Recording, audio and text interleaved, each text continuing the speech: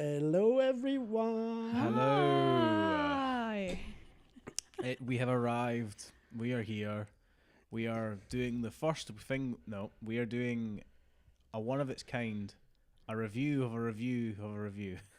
Well, on the 2nd of November 2017 was released our 10th episode. This is the 63rd episode, Bloody hell! which is a V2 of Jigsaw. So we rewatched the film together because it's on Netflix now. Yes. Yesterday, and we listened after that to our episode to embolden ourselves into that thing. I thought we could start with some updates or news about what was said and new stuff. For instance, we said that we did an escape room preparing for that episode. Yeah, we did. And we never did a new one. There was a plan to do the bank heist with past podcast guests, which never happened. We never really set a concrete plan with that. It was an idea floated. It's still a good idea. I just think we need to make a concrete plan, because I think that's the difficult thing, especially with how flexible you need to be with our industry. You never know when you're about to do something next unless we put a concrete date on something. We never know if we're going to get people to do it or not. I think it's hard to get a group of people together. If we did it us and a few others, it would be easier, but we kind of asked 20 people, didn't we? I think we could definitely get probably Emma again. We could get Laura as well. We could probably get those two at least, and then Yeah, maybe we can bring it up at James's. yeah, that's true. We can definitely get some people that we've had on that are around that we know to do it. We could definitely get 3 or 4. So it's highly possible we could do it. In the V1, we talked about the owner of the farm that is the central element in that film, Jigsaw. And we said we won't mention the wife. We know more about the wife now. Yeah, we've been through the whole rigmarole of Jill's arc. We talked about the absurdity of her montage of 4 scenes in Saw, the final chapter. Now again, we'll get into the whole. They say it's 10 years since John's death, but the 7 years later in the film, they're still bringing up the wife. I'm like, we couldn't let Jill just sail off distantly and happily into the night sky and just disappear out of this franchise forever. We had to bring her back somehow. We really had to bring her back. Jill Tuck. Oh, Jesus. Our favorite part of the entire franchise. We referenced something that was explicitly explained for the first time.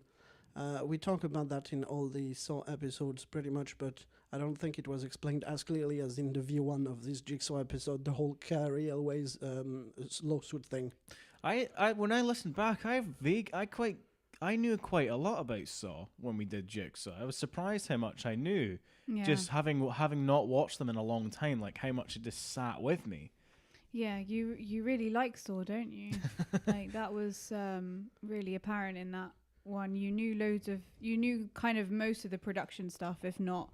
I mean, there were loads of facts that we didn't know, and now we do. I did enjoy in this series doing the research as we went, so learning about the different editors and directors and script problems and all that sort of thing. That was really interesting to learn this time round. But as a fan, remembering what had been seen in the series, being able to remember, oh yeah, that's Saw 3 where we have the angel trap and so on and forth, that I was able to just list off in the actual episode was quite to me. I was like, I really did know my stuff and I really did care about that movie. And I think in V1 that definitely influenced my enjoyment of the film and my review the first time round, for sure. Because for me, listening to it, I can just hear myself being excited that I got to see a Saw film in the cinema, which is fair play. And the fact that it was back, I was like, oh, I really want this to do well because I enjoyed it. And it was a key part. Because last Halloween, we picked movies that were important to us growing up. I mean, you had Nosferatu, I had Alien, and Yann had Army of Darkness when we had your brother on as well. So that was an interesting thing we did, and it's clear that that's actually true. And having watched these films to get all together now, that Saw was an integral part of my horror introduction. I don't know how I feel about it now, I might get into that at the end. We'll have a think about it during recording this episode. But I definitely thought that this whole idea is we've done it pretty well, and I've enjoyed watching them all again. There are two concepts that we haven't touched that much since then. The red shirts, we'd not talk about them that much, and my addiction to gingers.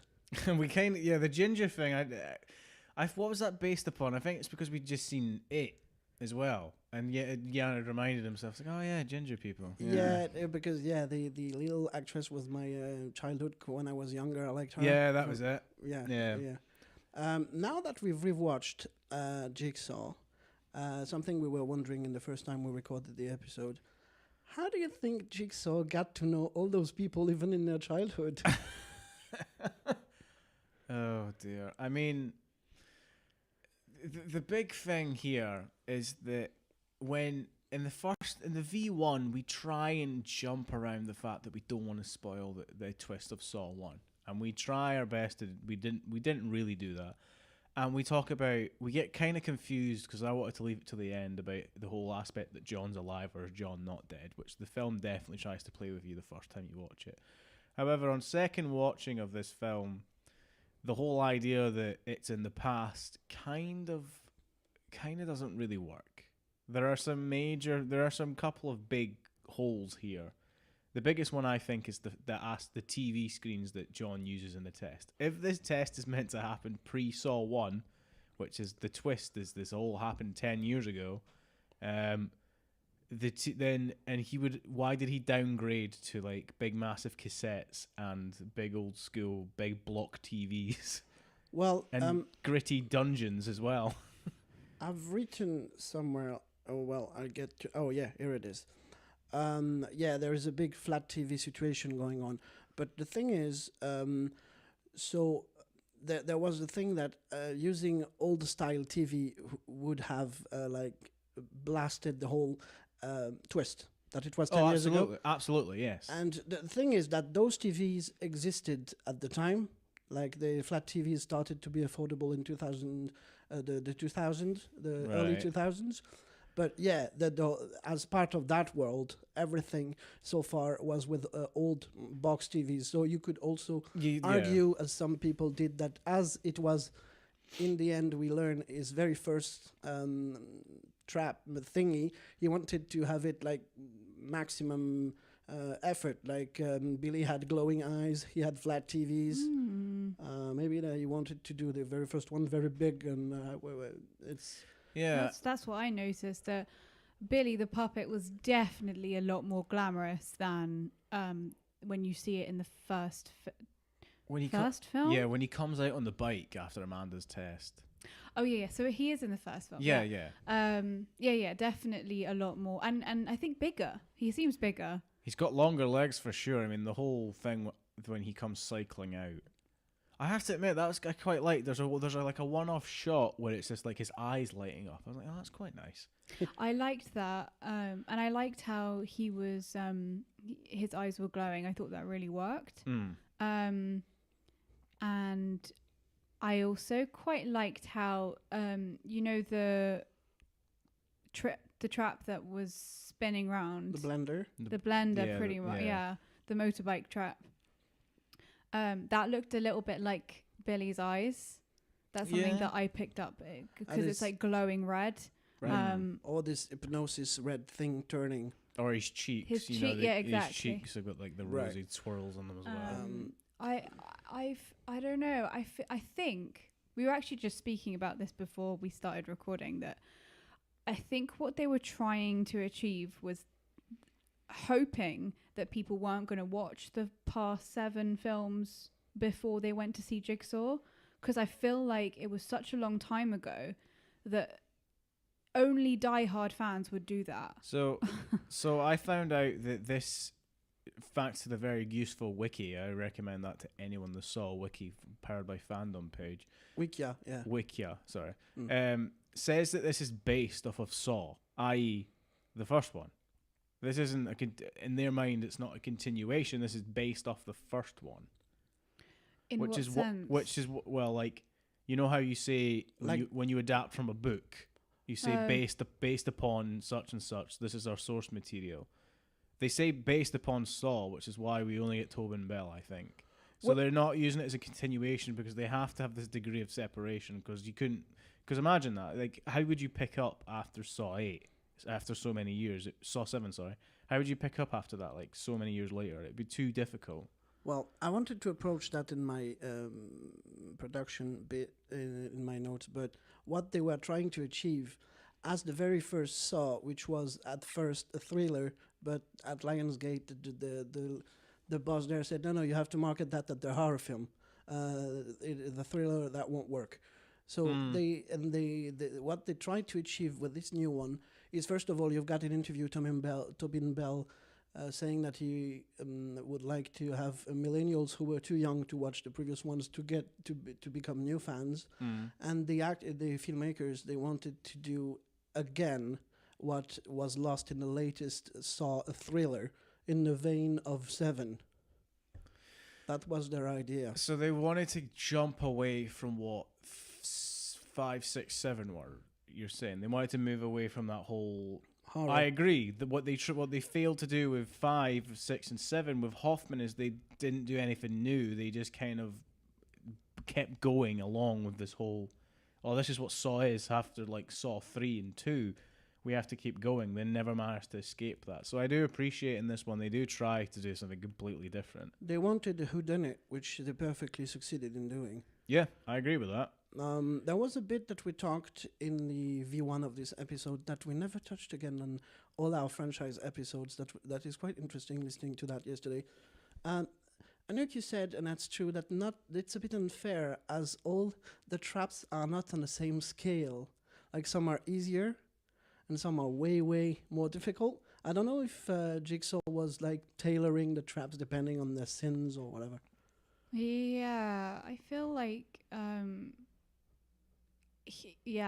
I feel like the first maybe 3 films might have been trying to do that, but then it just became about how interesting or how messed up the traps could be, and that usually connects to why some people that are in a trap will not have any control over if they win or not.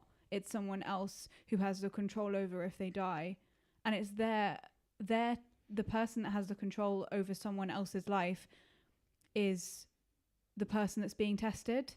But then how is that fair for the person that's just... I'm actually totally thinking about the woman that was strapped in a... freezing room?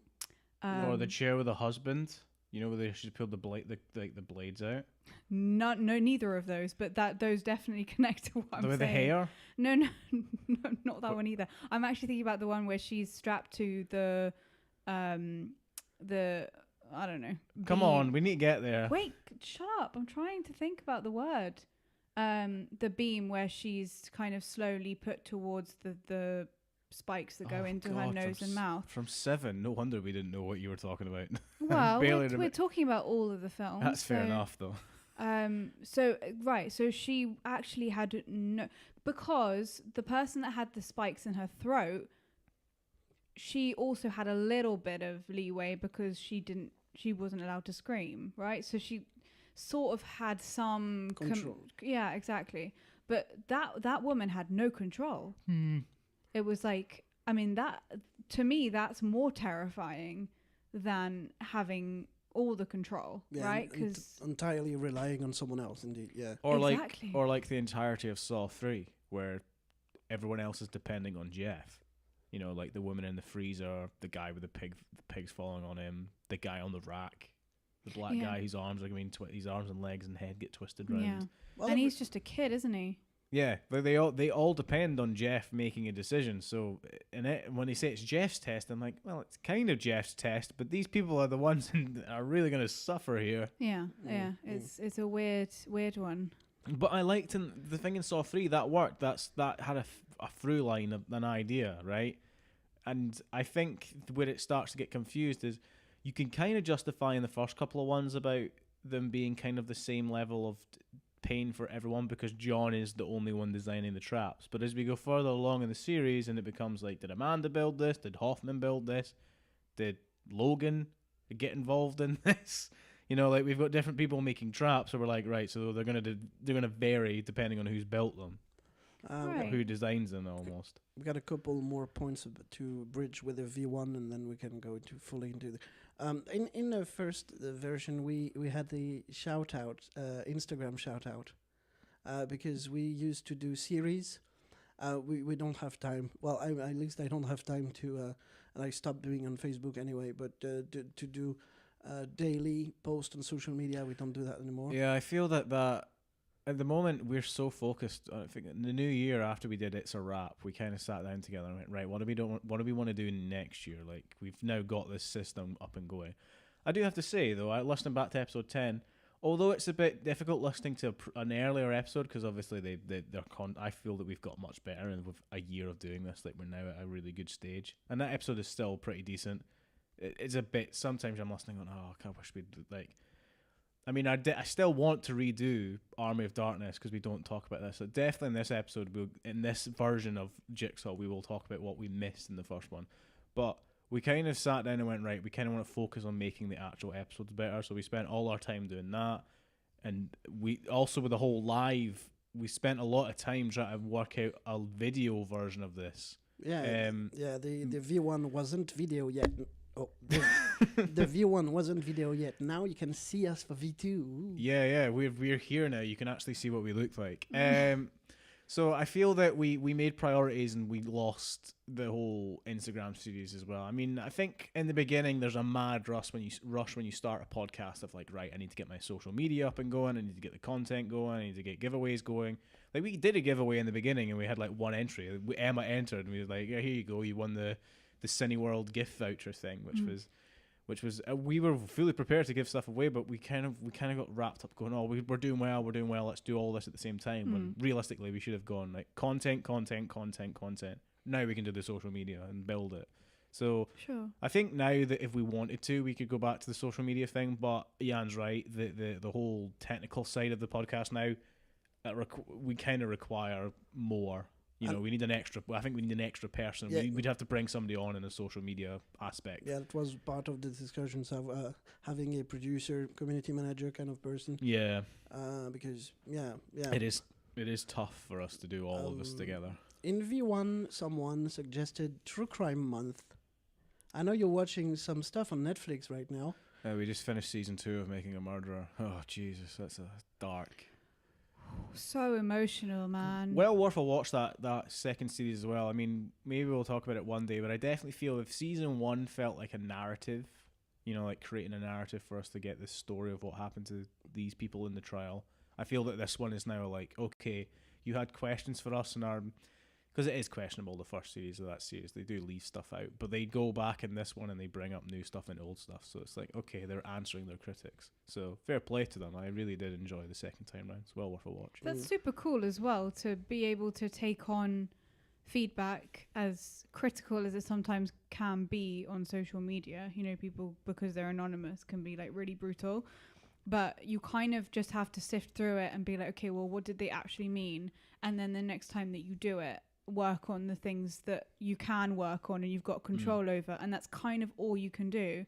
So actually, as a documentary team, it was really cool to hear about all the criticism, and then actually series 2 they'd worked on it. Yeah.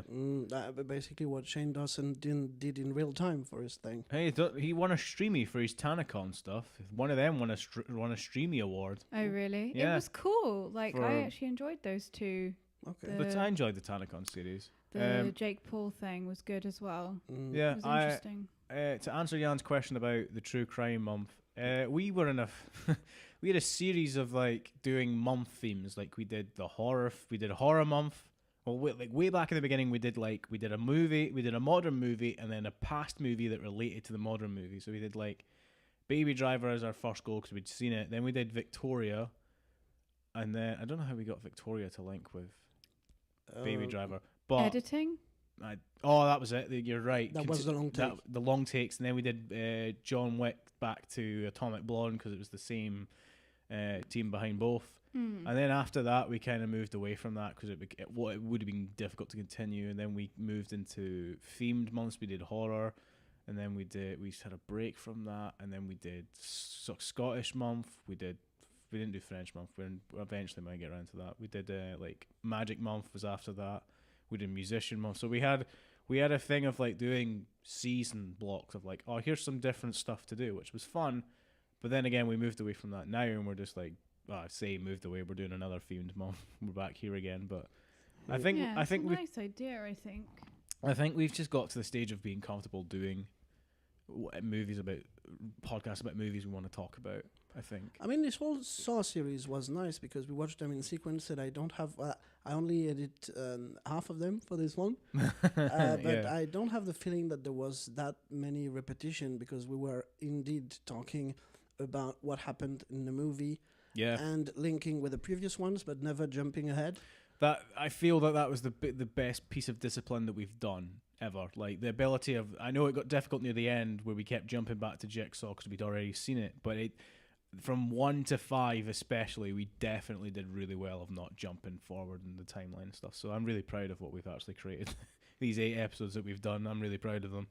Because I've edited 1 and 2 and they're pretty good. Mm-hmm. It's funny. So one last thing about V1. At the end of Jigsaw version 1, we announced a Super Mario Odyssey episode coming soon with a guest. That happened. Yeah. And now we can announce that within this version that we'll be doing also an Odyssey, but Assassin's Creed. Oh, right, okay. Odyssey episode. We need to find a guest. We haven't approached anyone. And there is a link with the actual stuff that we talked in the movies, because in that game we get to meet Asclepius and Hippocrates. And Hippocrates was an adept of the humors theory. All the while Asclepius came and tried to bash all this bloodletting nonsense and stuff. And Hippocrates is the guy, well, at least in France, where doctors are sworn, they have to swear. Yeah. The Hippocrates thing. The Hippocratic Oath. Oath. Yeah, yes, that's a thing. It's a doctor's oath, essentially. Cool. Sorry. I've found if there is right now a digital spy article with the whole timeline in chronological order for Saw. Funnily enough, if you want to do your own, you can. Funnily enough, Yann, you mentioned that. I watched it was surprisingly good, actually. It was an IGN, the story of Saw in 5 minutes. And I'm usually like skeptical of like big media outlets doing stuff like that, but it was actually really good. It was pretty spot on, and it jumped through film to film to film. Like it puts the whole thing with 6 in like at the beginning. I'm like, right, that's pretty attention to detail right there. So yeah, they are out there. Maybe I'll do one, maybe I won't. I don't know. There are quite good ones out there. I'm just sad that the original series that I watched is no longer out there. I can't find it.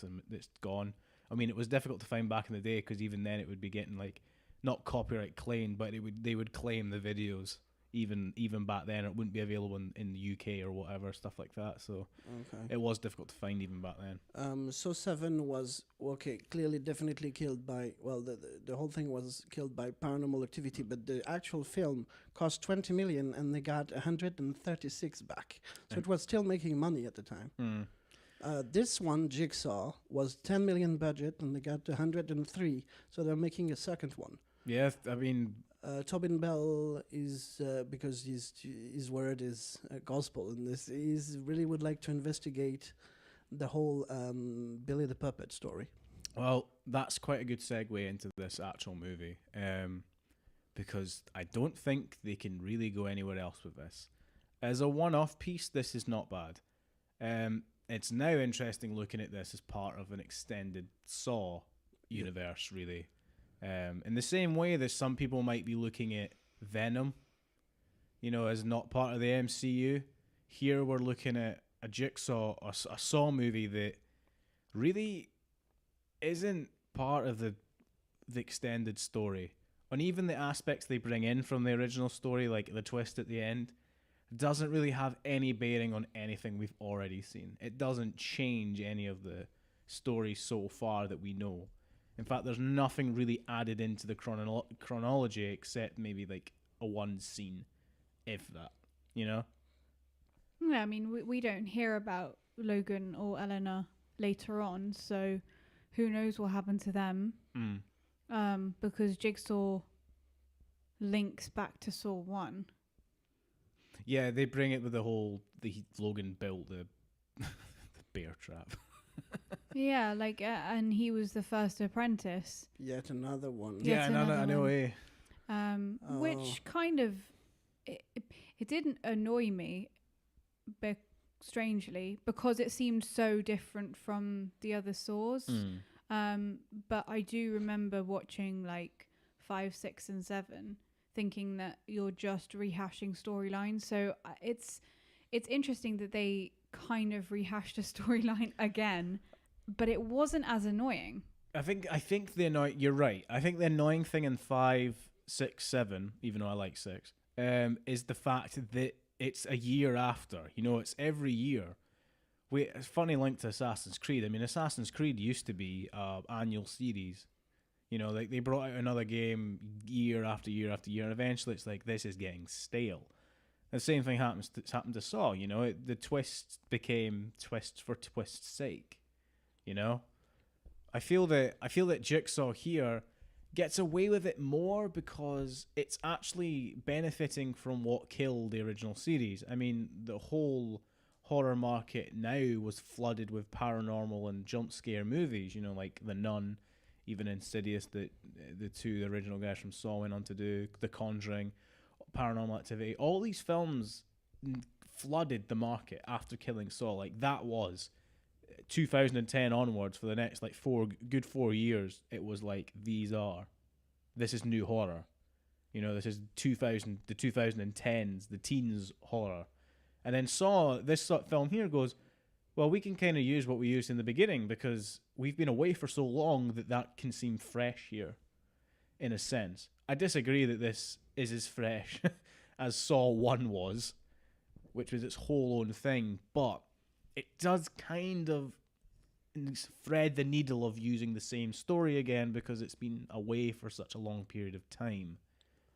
Watching interviews preparing for this, I think I remember watching them last year also. They were doing promo for Jigsaw.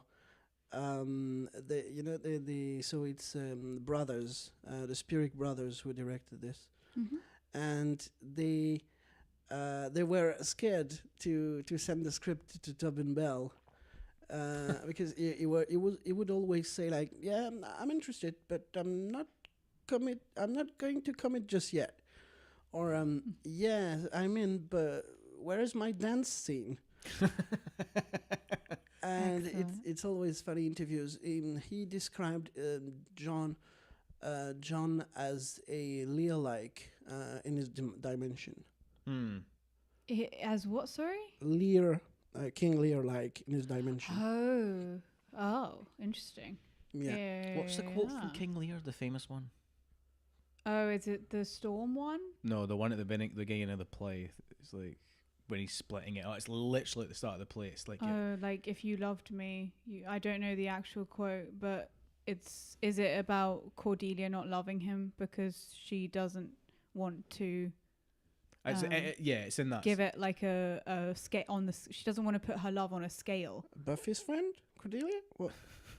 Yeah, no, that's the exact scene. It's just when people say King Lear, that's usually the line they say, like that bit from the start. Anyway, that's a side note. It's in the same interview that he explained that starting the second movie, he started to write all the monologues, Tobin Bell, for Jigsaw.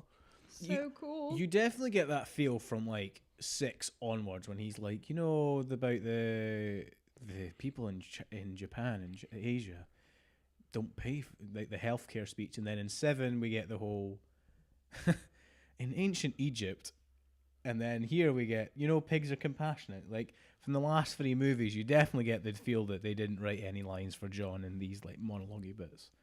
I'll just remind everyone the name of the originators of that story, because we talked about James Wan a few times, but the name Lee Whannell wasn't probably uttered that much. Apparently he directed Upgrade this year. Apparently it's massively successful. Need to watch this. I heard the guy that's doing Aquaman, he also did a Fast and the Furious movie. Okay, James Wan? Yeah, I think so. Yeah.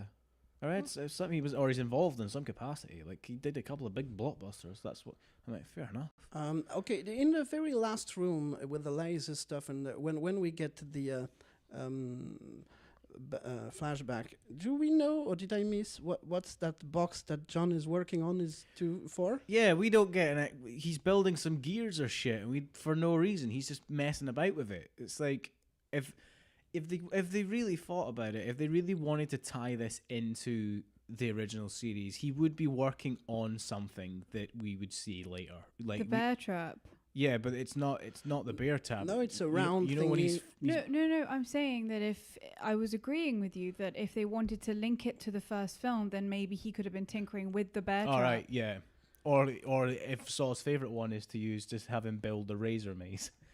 Like we see the razor maze about like 3 times in the series. It did look like the mausoleum trap. The tug of war thing. Yeah. But the tug of war was a giant squared thingy. But it did look like it could be the gears. Yeah, the inside of it. It could have been something like that. Probably. Because it was just a box with kind of cogs and things in it. It could literally have been anything. Yeah. Yeah. Sorry, yeah. I had the feeling that some lines were just there for trailer purposes. Yes. No, it's not creepy at all. Yeah.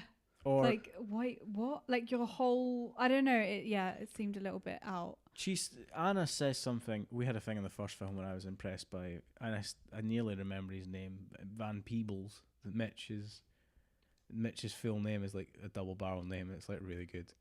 Anyway, that's just a side note from V1. She says something later in the film or something like, you have to do what he says. You have to play by the rules. Like a lot of the stuff in the Yann's right. A lot of lines do feel like we're trying to tinker with the idea that this is in the future. Like we know who this is, sort of thing. Although they don't in the entire film. They have no idea who it is. And even in like Saw 5, they were kind of aware like who the Jigsaw killer was. Yeah. You know, like in 5 they're all like, quick, keep the keys and try and be smart and all that. Where in this film they don't call him by the name. They just like, oh god, that puppet is creepy. So I'm going to say it right away. Jigsaw could not have been French. In many interviews that I've watched a few days ago with Tobin Bell, he says multiple times that we live in a world where people like to complain, and we do like to complain in France, and especially not doing anything about it. Whereas John is committed. He's doing something about it, a bit like Thanos. I think talked about that in the first episode. I think that's in 2, yeah. It's in Saw 2, yeah. Yeah, so... You talk about how you're like, well, like, Thanos at a point, and your brother's like, no, he's mad. Yann, he is a madman. What are you doing? Do we think that the actor playing Logan, Matt, I don't know, it looks a bit like Costas Mandylor. If he looks like Costas Mandylor, then he looks like bloody Strom? Detective Strom. Anouk's favourite. Like, I can't tell who these people are.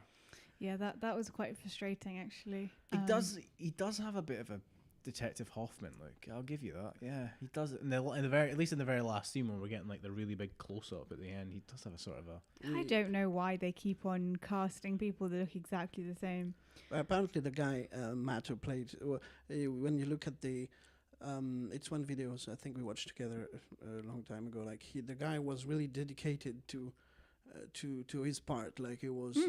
Everyone was extremely right after Tobin Bell. Everyone was really impressed with his work. Oh my god, is that the one with the video we watched? Like he turns up to set, he knows his lines, and we're like, wait, how is this a compliment? You're meant to turn up to set on time and know your lines, and no one does though, Adam. I know it just shocks you. You're like, what's going on? I know it's the least of your worries, isn't it? Learning lines. I think this episode we should absolutely get to the point that we skipped in the entirety of the first episode. Right, so before we go any further, let's discuss the B plot, the detective sides of this story, because we've seen so many B plots now that we can go in there and see if this one works. Yeah. That's incredible. Once again, you've read my note. I'm in the plot thing now. Well done. I must have. That's why I cleaned my glasses before I started the podcast. So, from going all the way from Danny Glover in the original with Detective Singh, all the way up to Eternals Affairs, Matt Gibson in Seven, where do we think this B plot ranks? What do we think about it? Yeah. Well, It's better than a lot of the B plots in the last few films, I would say. so now we talked about now the C plot, which we didn't know about in the view one of this one, which is the flashbacks. Yeah, there's a bit of C But plot. where It's not enough though, is So it? whole the Logan thing is in the B plot then, right? Yeah, the B plot is anything that is not in the farmhouse, basically. The B plot is the detective trying to find out who the copycat or is John alive, sort of thing. Well, I think it was nice that they added so you see basically that it started before everything, that the mix up about the X-ray things. That I don't know if you ever wondered in the previous movies, like, oh, why was he? Maybe he could have been diagnosed earlier and maybe saved. I don't know if anyone asked themselves that before. I don't know. Yeah, you're right. I don't know if anyone thought, like, maybe John should get a second opinion. Maybe this Dr. Lawrence isn't the right doctor for him. Maybe he should go to another physician. I think You're so right, Yann. I don't think it was needed, but because Tobin Bell is so good, it didn't feel like exposition. No, I agree with that. And so,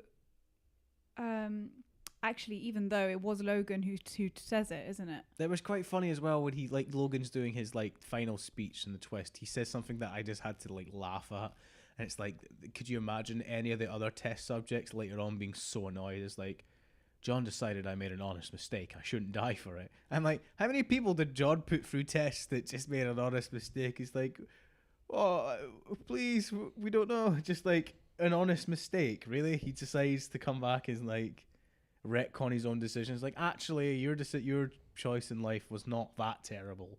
Yeah, you can have a second go. You don't need to be tested. Yeah, and I didn't know if that was he wanted him to nearly die or go through a little bit of a trauma so that he could then be reborn. No, I don't think it's even that deep. No, he literally just thought, actually, do you know what? I don't want you to die, so I'm going to open up this wall and save you before you get razor bladed. Nice wee homage to him hiding nearby, coming through the walls. Like how he used to sit in the room next door. That's kind of nice. It's quite terrifying. One thing that I noticed, and I don't know if I noticed it correctly, but did anyone see the wall move? When? With at the start? Right at the start. Yeah, I did. Yeah. Did you? I did see something move. I saw it move, and I was like, "Is that just cardboard?" Yeah, and some the actors have accidentally yanked on it too hard, and it's kind of. It looked like it was flimsy. Yeah. And I think they wanted it to be stone. Yeah, yeah. So it's interesting that, yeah, I don't know if I'd seen that or if I was gone crazy, but I saw it when I saw it last year. I was like, did that just move? Because if it was, this is just a set. Yeah. And the illusion has just been. I don't know. But we'd never seen that inconsistency in any of the other films. Just which wall? In the the very first room where they got the buckets on. They're banging around on the wall. Is that maybe I didn't notice, but is that maybe supposed to be a foreshadowing for the fact that Jigsaw afterwards actually opens one of the walls? But he opens the walls as a door. Okay. Rather than the whole wall kind of. Yeah, I haven't noticed. Flapping around so it's a production failure in that aspect. It seems that no, because it could be anyone's, because if they might have seen it, when you have the monitor and you're filming and you rewatch it. Yeah, but they should have seen it. Yeah, use another take though. Exactly, which they didn't do. So it's production failure. I don't know. No. Yeah, so you're right. That's what I just mean by production failure, as opposed to a film, a character mistake sort of thing. Yeah, no, yeah, exactly. I probably won't be able to notice anything else next time I see that. Sorry, listener. Because usually I felt myself really nitpicking with this film because I'd seen it 3 times. And so I kept on seeing things that it was like, okay, you're really overthinking this.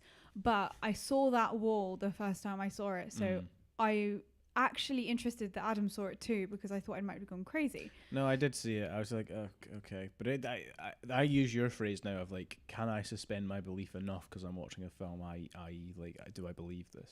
So I was like in the mood of like, right, I'll watch this film. Does this ruin it for me? And as a critic, or like if a person that watches a lot of films, yeah, it did take me out. But I'm like, I'll just let it slide for this, because I've seen this before and it's not gonna. I don't think it took away totally. It was just like an. It's just there. Yeah, it's a mistake. Like, it's fine. It's not like I hate this film. It's literally just like an added thing of like, oh guys, if you see that as well, like, let us know, because that was. Going back to the B plot, the first thing that kind of shook me is the fact that they don't open with an opening trap. I know that's a standard since 2.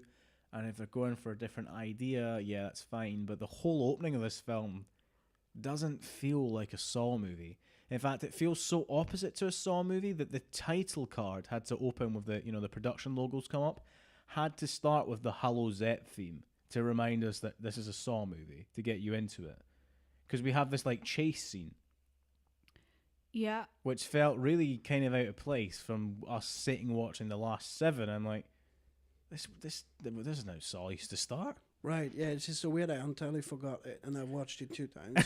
So that's the whole true. chase scene when he's like, "We've got to start the game," and then as soon as he presses the button, we cut into the Buckethead trap. So the film does start with a chase scene, and the film also starts with introducing the 2 detectives out of nowhere. Yeah, it felt like they wanted to bring the B plot forward and make us really committed to the detective side of it, rather than making it like a total B plot. Like, oh yeah, that. It's like this is integral to this film. Make sure that you follow the detective plot as well as the farmhouse. Yes, yeah. Which I think is fine. I do agree that it didn't feel like a Saw film though, because it felt like a like police chase. Or if I was watching like a TV series. Yeah, it did feel like a bit like a TV start, didn't it? Yeah, it felt like I was watching like CSI or something. Like an American TV series. Yeah, like the thing that rolls to, or in like every murder TV series where they show the murder before the title card, and then the episode is about them trying to solve that murder. Do you know what I mean? Yeah, like definitely. like that. Yeah. Columbo. Like a Columbo style. Totally. So that was interesting, and yeah, I think it is because they wanted us to maybe like really connect with Logan. He's not even in that. He doesn't turn up. No, I know, but I mean the B plot is included in the police and the detectives, and Logan's part of that because he's the coroner, right? He's a coroner. Yeah. And with Eleanor, who really annoys me, by the way. She looks. Sorry, again, probably a throwback to Shawnee Smith. She looks a bit like her, doesn't she? Yeah. I guess. I guess so. I didn't clock that. Maybe. I think she plays it a bit too much. She was totally directed to do that, so no hate to the actor, but I think they wanted her to be evil. And it might have been because they wanted a scapegoat so that your focus isn't on Logan, and so that when it comes out to be him, it's even more surprising to the audience. I just feel that Eleanor is so up in the air on what her character is meant to be. Anouk, you're good at this. You know the test that they do for female characters, the idea that you have to have a woman have a conversation with another woman, and it has to not be about a man or getting married or having a baby. The Bechdel test. That's it. I can never remember the name of the test, but it's like it's an industry standard to assess if you've written a decent, or at least the beginnings of a decent female character. I always want to call it the bechamel test, but that's sauce, so. But there isn't another female character in this, except in the test. Right, So actually, I think it might pass it because she's her own person. She doesn't have any connection to, like, her storyline isn't only to follow the men, is it? Maybe a little bit. Well, her only thing in the film is that she shows Logan the. Well, she does discover that there's the trace elements of the flu, so that's a key point that they need to find the actual test, and then she's there to show him there's a cult of Jigsaw. But you never really want them together, right? So it's not like she's just the love interest. Well, they hint at that though in the film with the other guy. Do they? Yeah, because Halloran comes in. Yeah, no, but that is because he's supposed to be this kind of sexist, chauvinistic man who treats her like an object, and she tells him to fuck off, and no one else treats her like that because he was treating her like an object so that we can hate on him. Right, okay. That's a fair point. So, actually, I think this film does... the problem is that she was directed to play a state, which is very annoying, I think, for an actor to watch. Yes. And also maybe non-actors. I don't know, but for me, I know what she's doing, and this kind of like femme fatale thing going on is fine if you're Marilyn Monroe.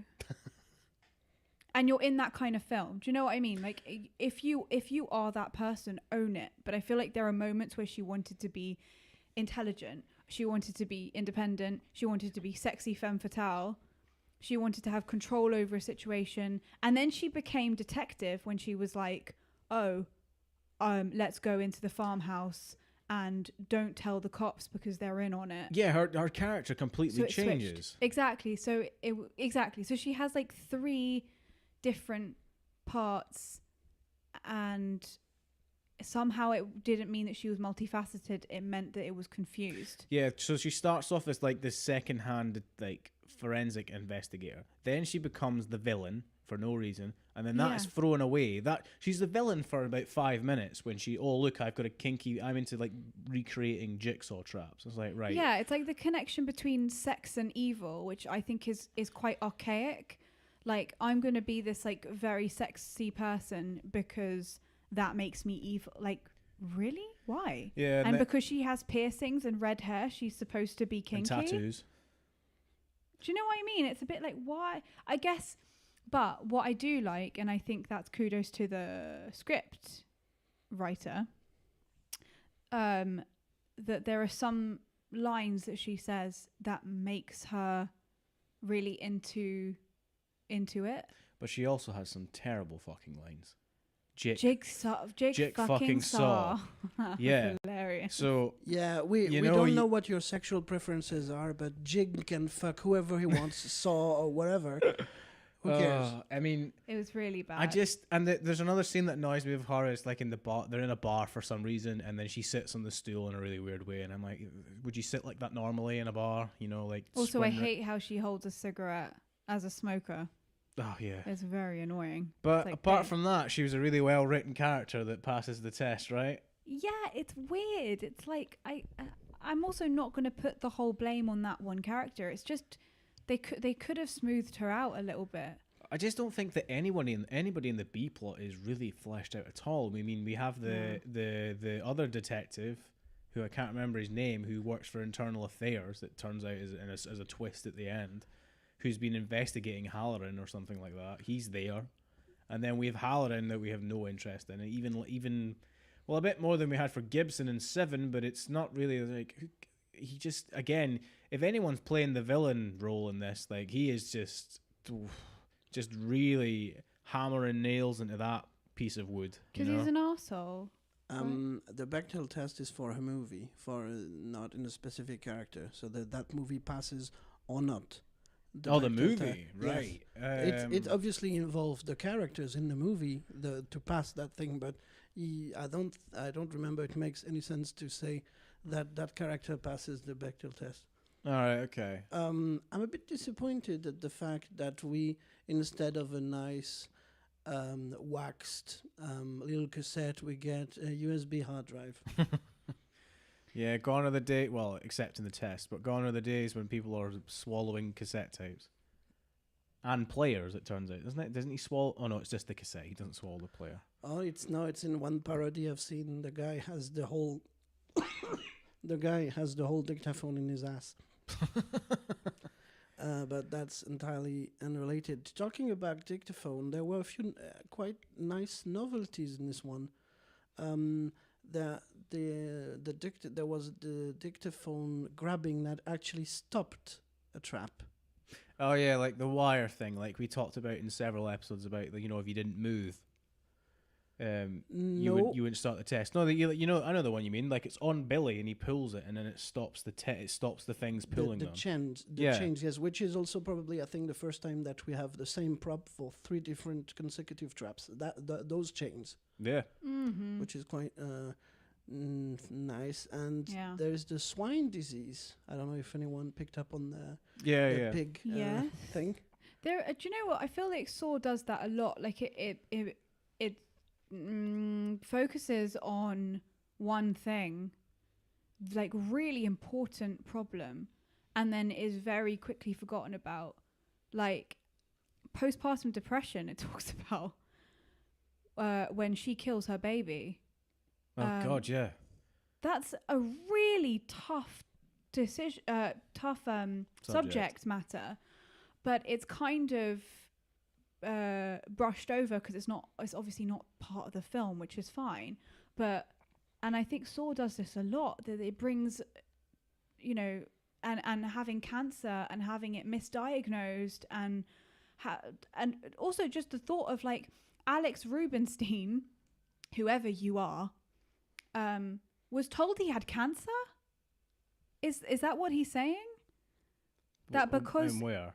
When with the X-rays instead of Jigsaw. Exactly. So Jigsaw was told that he was fine or had something else wrong with him, but someone else was told he had cancer. That's a good point. I've never thought about that. So both of those people would have had their lives destroyed in very different ways. So I thought that was really interesting because especially when it comes to cancer, obviously the earlier you get it, the easier it is for it to be operable. That would have been a great test if like Alex, what was his name, sorry? Rubinstein? Alex Rubinstein comes up, he's like, I was misdiagnosed. I am Jigsaw. he's playing his own tests in like another city somewhere. Yeah, exactly. In interviews, Tobin Bell says how most of the fans' interactions he has are not talking about traps or any of that stuff. It's all those deeper stuff like value life and all those stuff that are ingrained into which are way, way deeper than, which makes actually the difference with any other, like could be a slasher or all those themes that are really like when he's struggling to get his insurance and the state of the health insurance. Well, it goes deep. Well, really deep. As a fan, right, you get that with Tobin Bell because it's very easy for you to just go online these days and watch the traps on YouTube or wherever. Like, they're out there, you can see them. But the people that actually watch the film know Jigsaw as the villain, because if you just watch the traps, you don't really get Tobin Bell at all. You just get these people being tortured. So I feel that makes more sense. Like people are coming up to Tobin Bell and discussing the things that he talks about in the scenes he's in, because it's more about that's what he's doing as opposed to he's the guy who built the trap. Sort of thing. Yeah, of course. Also, the actor is writing that stuff, so he knows what he's talking about. Yeah, totally. So he's obviously a really good person to talk to on anything, like when it comes to writing your own stuff or acting or coming back to like working in a franchise. That's crazy. That's like 10 years of your life in one character. I think as well, like when it comes to so I think that was one thing that I really liked about Saw, is that they actually spoke about really intense subject matters, and the people that he chose had really messed up lives, and it was a way of getting over that. Like the fact that his wife had an outreach program for people that had drug addictions. Like that's insane. Like that's amazing and isn't really brought up in a lot of films. And this is a horror franchise, for God's sake. Yeah. But actually, it's quite some things are really intelligently done. While I remember, in a previous episode, either in this run of episodes or in the version 1, I said that Tobin Bell was in Catch Me If You Can. I was wrong. He's in Goodfellas. Oh yes, he is. He has like like 2 lines or something in like Goodfellas with like Robert De Niro. Well, Anyway, the that's why I remember that. The V1 of this episode, you talk about Goodfellas. Oh, did I get it right? I must have corrected myself in the episode. Yeah. So Yeah. that's fine. As long as I got that right. I did not notice as much we talked about that in the V1, but we didn't go into details in any of the ones in the franchise. The color palette was a bit less those greens that we had everywhere. Even some nicely done parodies have the same kind of green tint. I think I kind of worked out why that is. It's because a lot of Saw is sets, like they've built them. So if you just shoot at it and stand and do nothing with it, it'll look like a set. If you watch like these old like West Side Story or something like that, you can tell it's a colourful painted background and stuff like that, but it's still a set.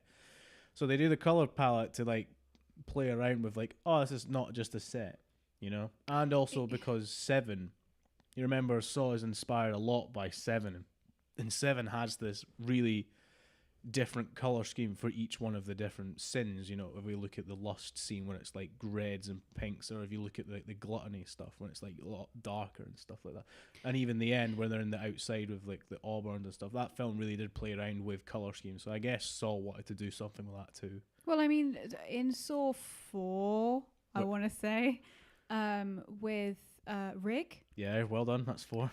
Thank you. He goes into the red room. Yeah. And that's kind of taken totally from 7. Oh my God, you're right. It's like, is it the It's Lust, surely. It's the glass. Yeah, but the lust isn't really seen, is it? Because it's quite in it. I mean, lust is fucked. No, the lust one in 7 is the guy had to put on something and have sex with a woman. It was like a bladed thing. Yeah, he had to. Yeah. Yeah, that's what that scene is. Yeah. Yeah, but I don't think that's seen. But No, the, it's not. The gluttony one is in a red room, isn't it? Oh no, No, it's not. No. He gets forced to eat. Sorry, I'm getting confused. Anyway, but there is a scene in 7 where the room is completely red and it's got that like color scheme in it. That's the lust thing. It's the actual like brothel place. Like, I know you're right. It's Sorry. the lighting from there. But you're right. That's the whole. It does come. 4 does use that. You're right. Yeah. You're totally right. And so it's the same thing. It's like lust, but in the confines of rape. So yeah. yeah.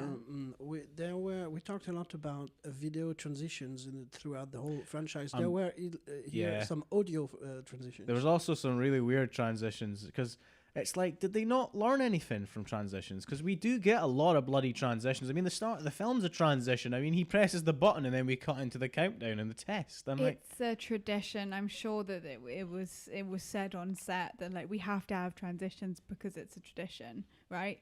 I guess, or like, just finding a way to cut in and out. I mean, the one nice transition I like is the Billy eyes lighting up. That's my favorite transition in maybe even the series, actually. Yeah, it's nice. It's nice. Even though I like the Tobin Bell turning around and then he's looking into, is it Hoffman's eyes, but through the the mirror, one-way mirror. Yeah. And then it turns into the confession room. This one is nice. Yeah. That's nice. Really nice. That works. There are 2 shots that I thought looked a bit like paintings, really nice in this one. When when there are only 3 left and there are 2 of them that see the silo reservoir opened, and obviously they have to go there. And when the door closes, you can see Ryan and the door close in the background. I thought it was a nice shot.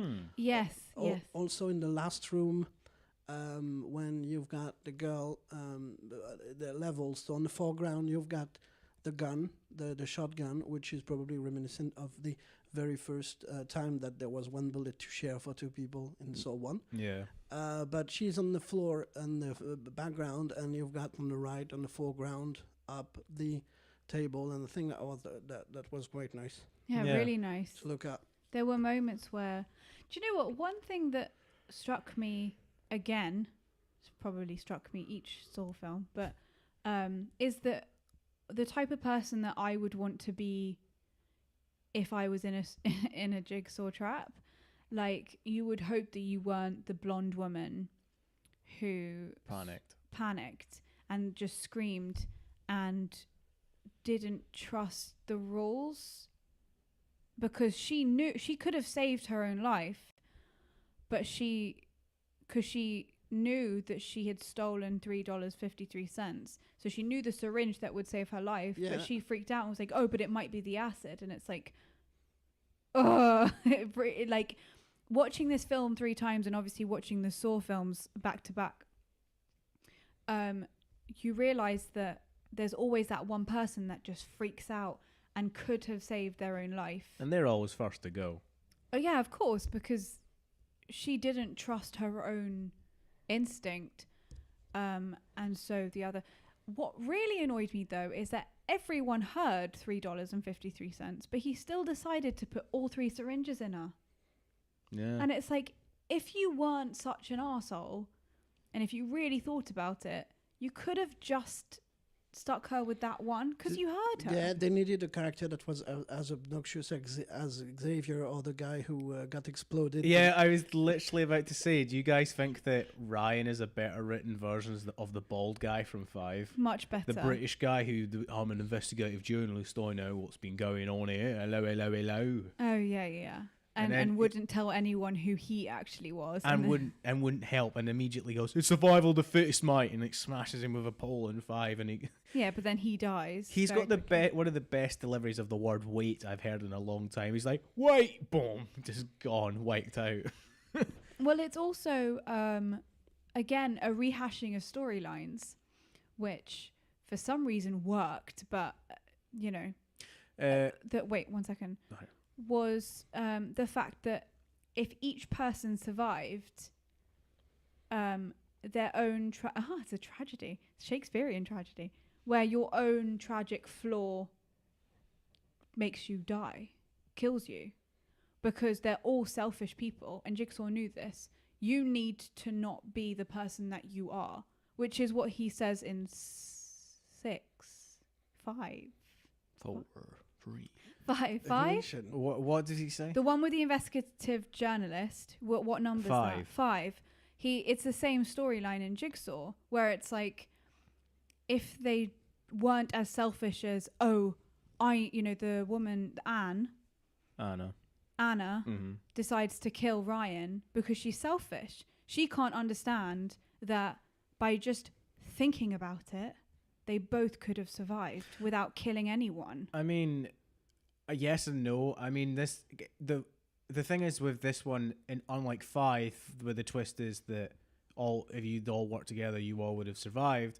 In this one, there is no payoff to that, because the end of the film is the room is only designed for 2 people. You know, like the chain against the wall, it looks like it's for 2 people. Like, yeah, maybe I meant that she was a tragic figure, right? Right. Okay. No. So maybe it was only one person, but he kind of played into that. As so those 2 were kind of. I just think that's an interesting thing that Saw has kind of kept on going. That like, it's like a tragedy, right? Like your own flaw kills you in the end. I do like that, because we watch them, we get the whole reference from 4 when he talks about when you get good at predicting people's mindsets and their own instincts, then this isn't really guesswork. That's really apparent in this film, of the whole, like, when Ryan has to cut off his own foot. They didn't even need to go in the silo sort of thing, because if you realise, the door to the next room where Mitch's next test was, he only had to pull the thing that cut his leg. So that really is, although he does say, like, that wasn't your test, that was you being stupid. He plans, he knows he's going to do that. So it's kind of nice that they do keep that whole thing, like, Jigsaw's pretty good at guessing people's motives and what they're going to be like. Right. Or at least he knows, if I put something that says no exit on a door, somebody is going to go and try and get out of it. Well, question, with the fact that Ryan tries to open a door and then gets his leg stuck in a pulley system, do you think it's crazy that Anna then starts to open doors? Because I feel like I would be staying well away from any door. Oh, from when she goes back and tries to open that door. Yeah. Well, that's another thing that I'm quite interested to hear what you guys think. The time scale. How long are they in that barn for? Because it seems like they're in there for a long time, like a day at least. Yeah, so maybe it's out of panic, like nothing is desperation. happening. And it seems that I'm not really sure if Anna hadn't tried to open the door, how Jigsaw would have transported her and Ryan back into a completely new milking cow room. Do you know what I mean? Like Yeah. that needed to happen there's no leeway. So that's interesting. Yeah. Some other few homages. The hydrofluoric acid is back. Oh, That's yeah. the one that killed the insurance guy, and it was in one of the needles here. I think. Yeah, again, it was in needles. It was in needles in that one as well. Like he gets stuck with needles and they get injected into him. And all that. So, Yes. Yeah. Quite awesome to see Eleanor's little museum of props. The thing is with that, I'm like, that's a much more interesting idea than the film presents it as. It's like, right, so there's these people that are obsessed by Jigsaw and John Kramer's thing, and the twist in this film is like they try and convince us John's alive. Like, I mean, there could have maybe they'll play with that in the future, but that whole thing could have been turned into a main storyline, which I thought, well, that kind of could have been interesting. Well, watching Making a Murderer, you see that serial killers do get fan mail. Yeah, you're right. And a lot of women or men are messaging them and saying, you know, like, I love you. So there are some real weirdos in this world. Obviously, Stephen Avery, innocent, guilty, that's your choice. But he does get... Exactly, make your choice. He does get... people writing to loads of women. correspondence. I was about to say pussy. Loads of pussy in Lots jail. of women. We can edit that out. He gets lots of women. Wow, Anouk, wow. Sometimes I forget that this goes kind of This is worldwide. out there, yeah. What else? I mean, I think we've done quite well with the B line this time, but the question I asked way back at the beginning is, where do you think it ranks? Is it... It's not Saw. Well, actually, to be fair, I think the best B plot there ever was the tech team. Oh yeah. I mean the whole thing with John is based in the B plot, so it's fine. And 2 is the only one with the secondary plot is like quite interesting. Well, would I see this film again? Not for a long time. Well, you've seen it recently a lot. I've got a different question for the end anyway. I have a WTF section in my notes. Something I said, and Anouk, you were like, well, why would Ryan pull the lever to save the 2 other people? Doesn't know them. Who cares? It's so true, but I feel like, I don't know. I think in my head, I'm this like honorable person that will do anything for other people. I don't know what I would do. I might become this selfish bitch and be like, do you know what? Go fuck yourself. I'm not losing my leg for you guys. The thing is, though, he has no other option. I mean... Well, then he's stuck, right? Because, well, does Jigsaw give him a... No. The tape... Either or... No. No, the tape says, you're an idiot. You shouldn't have been up here. This is your own fault. Essentially, that's what it says. He's like, you idiot. What are you doing up here? Oh, You're gonna I'm going to make... Excuse me for the crude example I will make of you. Oh, yes, exactly. It's along the lines of what the tape says. I would say, though, that do you think he has a... Okay, sorry, let me go back. I feel like if I'm hearing people scream, I would do something about it. Like, I'm not sure if I could just live with myself knowing that people are dying because of me. Well, Tell that to our upstairs neighbours. The mother did that. She heard her son crying and she killed it. But yeah, Well, that's different. That's a disease. yeah. That's a mental health issue. That's postpartum depression. That's very different.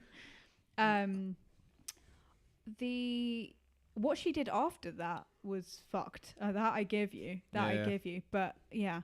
Do you think that it's easier for Ryan than maybe the woman who has to cut her own arm off, because she actually has to cut her arm off, whereas he just has to pull a lever. Oh, from 6, the Scream Queen, Scream- Scream Queen winner. Yeah, what's her name?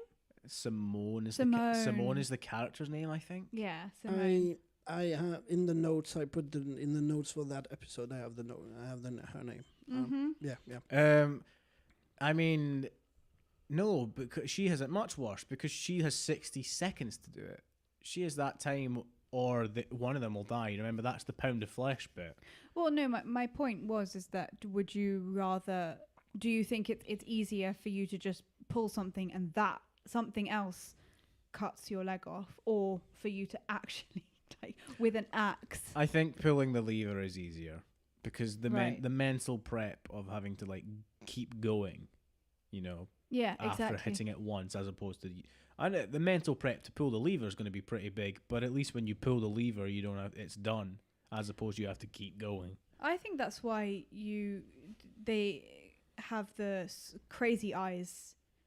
You know, when someone has to like keep on going, they have this like crazy the grunty thing going Yeah. on, because it's like that's the only way that you'd be able to do it. It's like you're on autopilot pretty Like much. in 127 hours. Yeah, Which I haven't seen, but yeah, I've heard. good film. WTF again? In the silo, how the nails and the knife are actually stabbing them. Well, that's quite a chance. There. Anouk called that scene. There's a lot of expecting what's going to happen, i.e., knowing what happens in the scene. Yeah, I mean, she watches the two pitchfork things go into her arm, and it's like, well, how did you see that happening? And his reaction is way too slow when, you know, a knife goes, pretty much the whole thing goes into his shoulder. Yeah, You wouldn't just go, like, I don't know, it just seems... he's like, oh, yeah. It's a little bit silly. yeah. I think the best thing that I've ever seen is the slow realization that Mitch is dead in front of him, in front of Ryan. Yeah, I think that is the most incredible moment. It's so funny. it's a pretty good reaction. I mean, you would do a double take, like, what the fuck's that? Because he So, wait, smiles what? as well. He has this like, because of course he's lost so much blood, so he's totally dopey. Yeah, And he looks and he's just kind of smiling dopily to them. And then he's like doubled. I think a double take in film, like with a slow realization, is like the most hilarious thing I've ever seen. And when Ryan screams oh yeah. and he sees the very Well, nice. I like the idea that because obviously John is watching the first test go down, he's like, when I do this again for testing somebody's leg, I might want to put a really hot pipe nearby. Which which is funny because I learned in Detroit that you call this a tourniquet, right? That Ryan has. Yeah. But the way it's applied, or I don't know, it was inconsistent or something. But you have no choice. You always have to apply those on the upper parts of the arms or legs because there are two bones in the lower parts, so that cannot work. I think they did it below the knee, which makes no sense. On this So it would have to be above. above the knee. Also- I thought that was to do with blood loss. No, the tourniquet is to like cut off the blood circulation when you're gonna Yeah. get through. They do the Oh, same. so it just stops where the belt is? I mean, first of all, you have no choice. You have to do it when there is only one bone, because if there is two, you cannot like make sure that nothing goes through. And I'm pretty sure that I've seen it applied below the knee, which make no sense. Right, okay. Yeah. But anyway, how did you like the fake studio kitchen? The worst decorated house I've seen in a while. It was like they, asked someone moving in, can we use your living room really quickly? It's almost like, and I apologize for this reference, my mum. You know, in adult videos when they just obviously like rent a house Yeah. and They there's have like a bowl of fruit. yeah, and there's like a that's bowl it. of fruit and there's like a generic photo or some shit. You know, it felt like one of those houses. Yeah. It's like, have you seen that there's like a Facebook thing, viral thing going on where it's like, these two, you're watching porn when both the chess pieces are the same color. Oh yeah. Like they're both playing black. Oh dear. It's great. It's I so almost good. expected him to move the camera and he has a pool out the back. Yeah, exactly. Yeah. Um, Dear. Oh, for But hilarious. Yeah, it's a pretty barren ass house, you know. I noted a few lines that were quite nice. The one that is here is your key to freedom, which is the whole bullet thing, which was quite a smart line. Obviously, when we know that he did the big voice like "I am him," when Logan, we know that it's him. With the same, we have got the same kind of Jean-Claude Van Damme, or actually John Kramer going out over the floor. Oh, that's me. Hey, or you have a choice: scream or don't.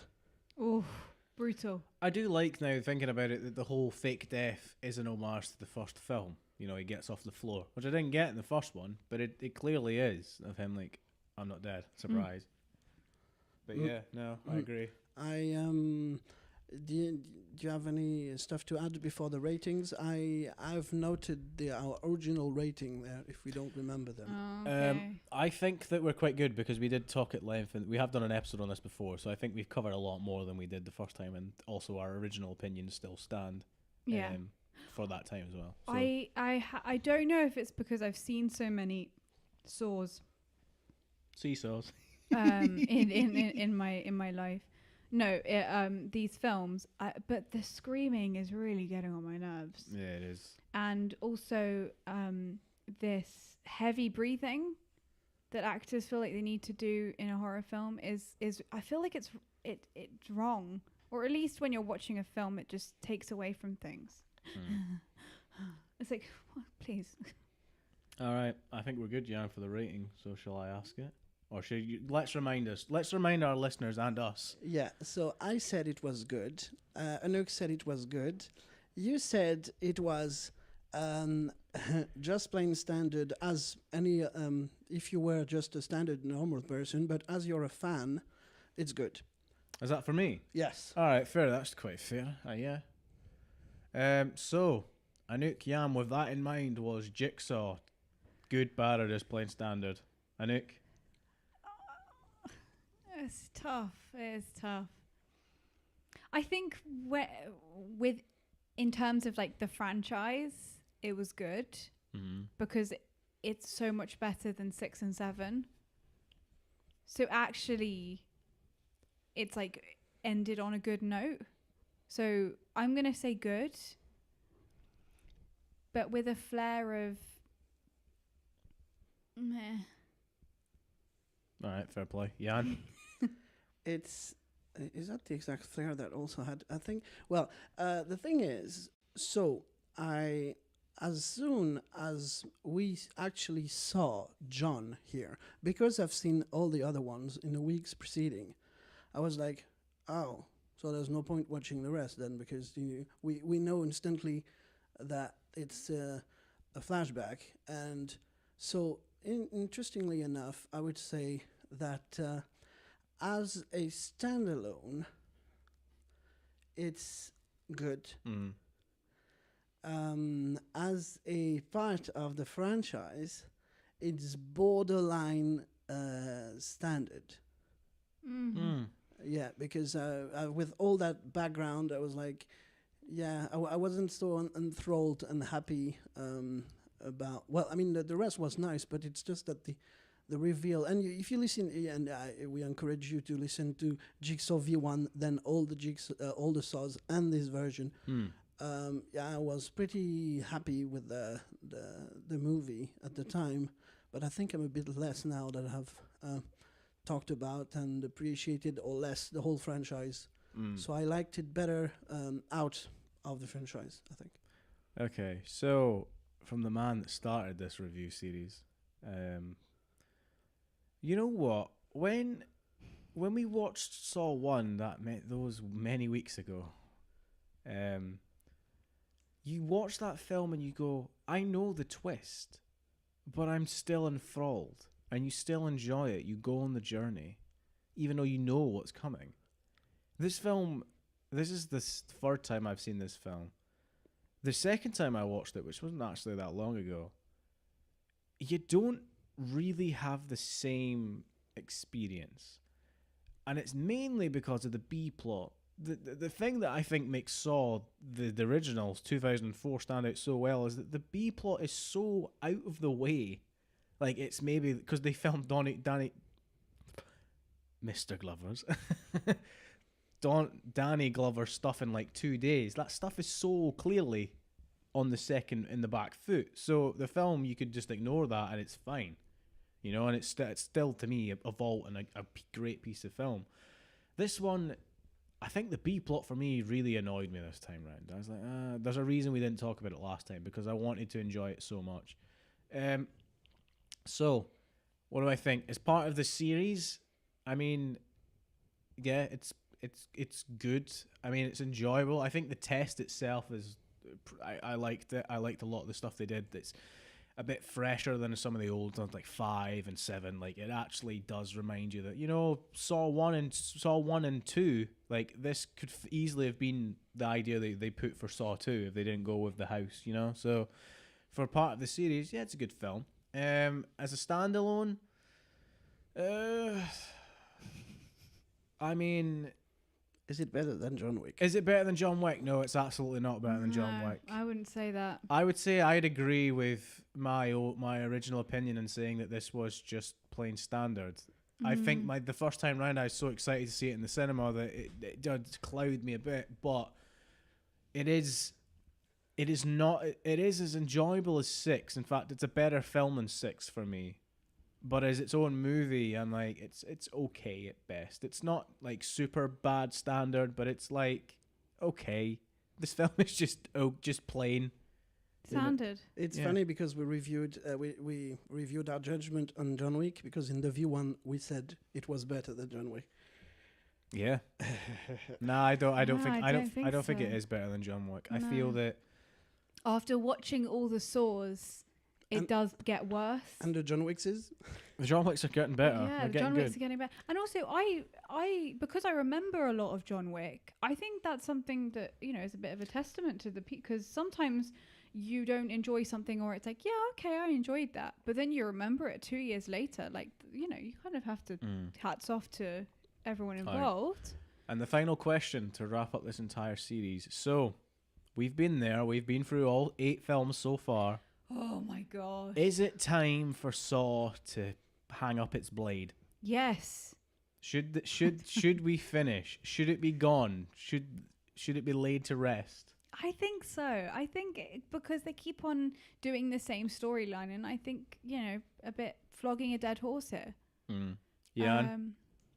I don't know. Should it go away, or should the truth about the whole matter be revealed? Oh. Should it?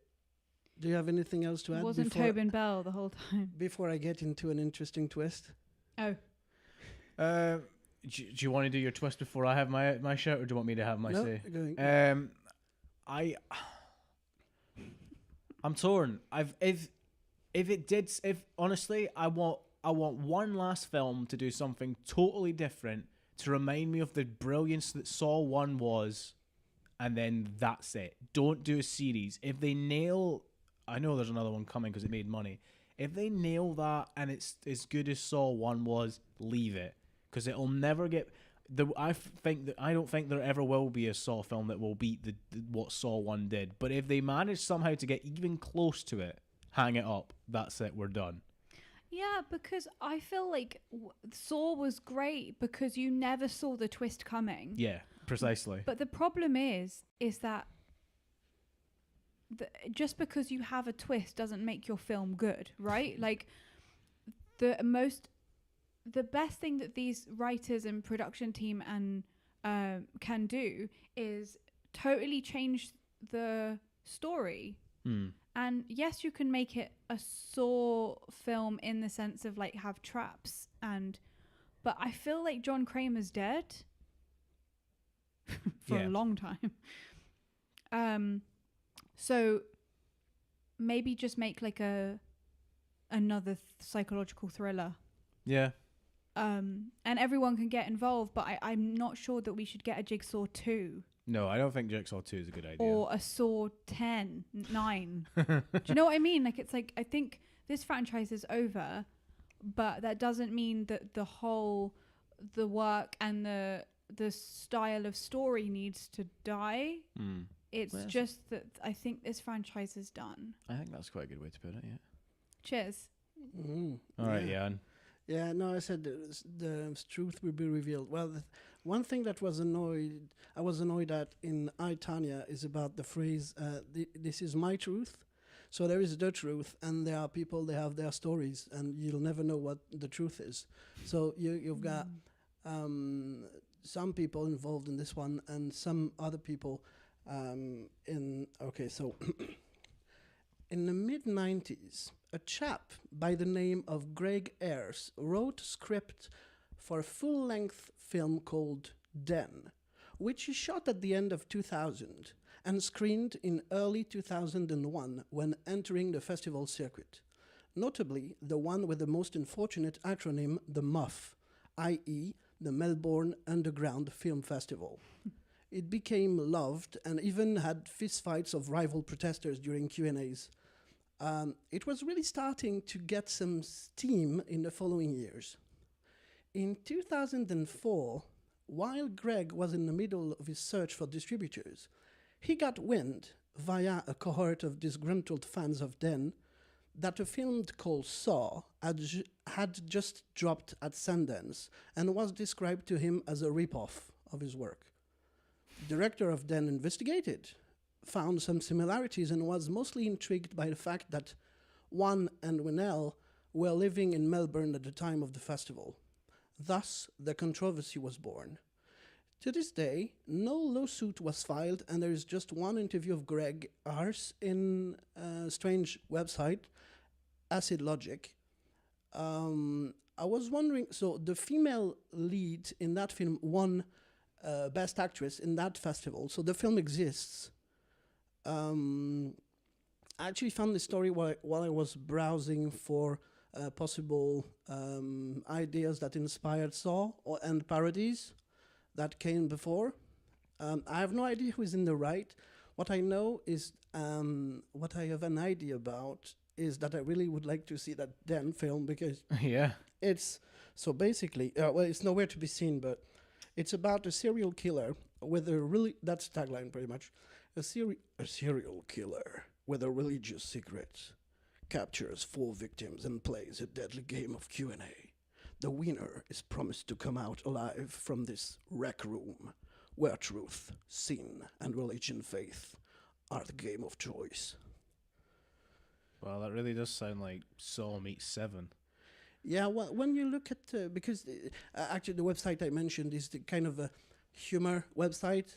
So some of the stuff you have to have kind of a twisted humor. So I was wondering if you look at on the site of the festival, they talk about this. So the film exists. Right. And there are some reviews on the IMDb and stuff. So I have no idea of what's coming when, where, and who's in the. But the guy said that he was considering legal actions for years. Sorry, and still. Never occurred. I mean, there are, I think, maybe 2 films that I've seen that have a group of people kidnapped, put in a room, and then they are asked certain questions, and if they answer it wrong, a man walks in and shoots someone in the head. That sounds like Would You Rather. Would You Rather, that's it.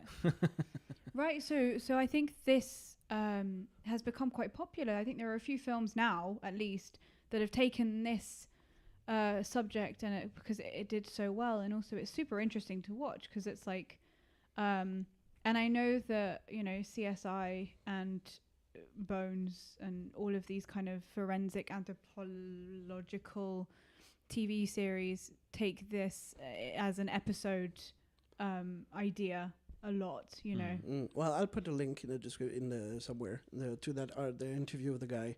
so you can maybe make your choice. Mm-hmm.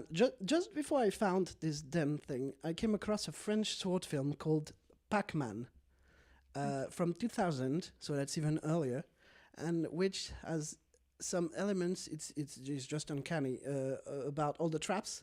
So it's the story of a guy who works in those chocolate eggs with the toys. Kinder. Yeah, Kinder eggs. Kinder Surprise thing. And so there is one guy with a television. It's not in a bathroom, but it's kind of something in the with white walls and something of that sort. The guy is stuck in there, and there is a TV, and you see a guy starting to explain what it is. And it's because his daughter was killed choking on one of those eggs, and so it's really funny. Sorry. It's really funny, and we see the guy who is in the chamber. He had plenty of those eggs surgically implanted, and the key to the door to get out to stop the exploding device that is outside is in one of the eggs. Christ. So he has to surgically. He has a cutter, and he has to cut them. And in Jesus. in each egg you have some letters saying he was killed and that, and there is a twist, and it's a funny bit that so Okay, that sounds really weird. so it's again a proof of the existence of the noosphere. You know, that kind of mind hive thing, like no one really knows, but there were lawsuits for those ones who Marconi or Alexander Graham Bell invented the telephone. There's, we'll probably never know because it involves human beings, but for sure I really would like to try and track and see that film, because in the reviews it says some of them are just like trashing it, but some of them are saying it's better than Saw, so I don't know. Wow. Okay. Yeah, That's quite interesting. Yeah, I mean, I feel like we talked about this with La La Land, right? That like everyone's saying like, oh, isn't he an amazing director? And it's like, yes, of course, but a director is inspired by someone else, so you can also watch the films that inspired him and realize that not all ideas are like just randomly you pick them out from nothing, you know. He took a lot of ideas from other filmmakers, which is fine, but don't make it out like he's this genius who just picked it out from the atmosphere, you know. Yeah, it's like magic tricks. It's all in old books and it's just rehashed. So Exactly. yeah, but yeah, for sure. I'll put also links. I no need to discuss about, but some funny Saw parodies that were made. And I also noticed there is a Saw the Ride Thorpe Park. It's a roller coaster. There was a maze there at one point. I don't know if it still is, but I've seen footage of it. It's just a roller coaster with some like Saw stuff on it. Yeah. Of course. So I think that's it. I think we've done it. Yeah. All eight Yes. Saw movies. And Wow. 9 episodes. Jesus. Amazing. Amazing. We did well. We're done. Yes. Until they bring out the next one. Yeah. Next year. Oh well. Yep. So hopefully everyone enjoyed our ventures through the Saw series. Let us know what you thought. What your favourite one was. Out of curiosity, you three, where does Jigsaw fit in? Was it in the middle of the enjoyable ones? Do you have a preference of where it is? I think for me it goes after 6. Right. Okay. So that's a 1, 2, 3, 6, 4, 5. 1, 2, 3, 6 Jigsaw, 4, 5. Anouk? I think I'm the same. Yeah. I think I was 1, 2, 3, 6, something like that. No, I think yours was 1, 3, 2 or something. 1, 3, 2, 6. Yeah. Jigsaw 4, 5. 5, 7. Yeah. That was me. Yeah. Or 7, 5. I think it was 7, 5. Okay. Well, thanks for listening to all those hours. It's probably longer than the mind of Jack Paul now. Yeah. Yeah. We dragged it over 9 episodes. We did. We did have a fair whack at this. But yeah, thank you and goodbye. Thank you, guys. Well, I wrote something that hopefully we'll film at some point. Yeah, we'll get that done. We'll get to see Make your choice. Listen to the episodes or don't. Oh, whatever. Oh, I have lung cancer now. God. Bye-bye. Bye. We were Adam. Anouk. and Yann. There we go. Bye. That's an editing masterpiece there. Thank you for listening to another episode of The Good, the Bad, and the Just Plain Standard podcast. If you like what you heard, you can leave us a review via iTunes. If you want to keep up to date with what we're doing, you can check us out on Facebook and Instagram at Good, Bad, Standard Podcast on both platforms. If you fancy seeing the live streams that we talk about on the podcast, they can be found on youtube.com. You search for Milk in a Wineglass. There are other bits and bobs on there too, just to see what Yann's up to during the week. And if you really like us, like really, really like us, why don't you head on over to patreon.com/goodbadstandardpodcast and have a look if you want to support us. Any small donation is appreciated.